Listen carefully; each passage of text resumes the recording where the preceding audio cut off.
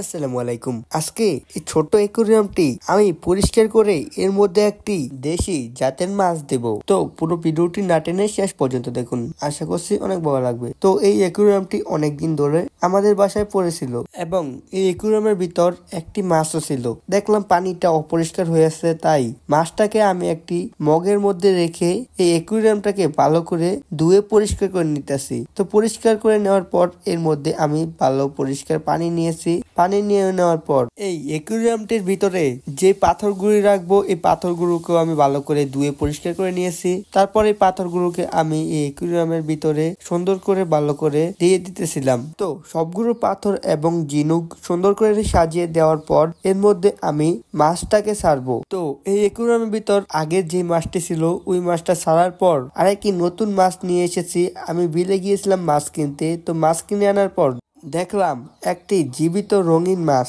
তো এই মাছকে আমাদের অঞ্চলে বুইসা মাছ বলা হয়। আর আপনাদের অঞ্চলে কি নামে ডাকা হয় অবশ্যই কমেন্ট করে জানাবেন। তো আমি এই অ্যাকুরিয়ামের ভিতরে আমার এই দেশি প্রজাতির মাছটিকে এবং আগের অ্যাকুরিয়ামের ভিতরে থাকা ওই মাছটিকে, মানে দুইটি মাছ আমি দিয়েছিলাম। তো এই মাছ দুইটা এই অ্যাকুরিয়ামের ভিতরে দেওয়ার পর এই অ্যাকুরিয়ামের ভিতর মাছ দুইটা অনেক সুন্দর করে খেলা করতেছে। আর এই মাছ দুইটা সহ এই অ্যাকুরিয়ামটা দেখতেও মাশাআল্লাহ অনেক সুন্দর লাগতেছে। তো প্রিয় ভাই বোনেরা, আজকের এই ভিডিওটি এই পর্যন্তই ছিল। তো আপনাদের কাছে ভিডিওটি ভালো লাগলে লাইক করবেন এবং চ্যানেলটিকে সাবস্ক্রাইব করবেন। তাহলে আজকের জন্য বিদায়।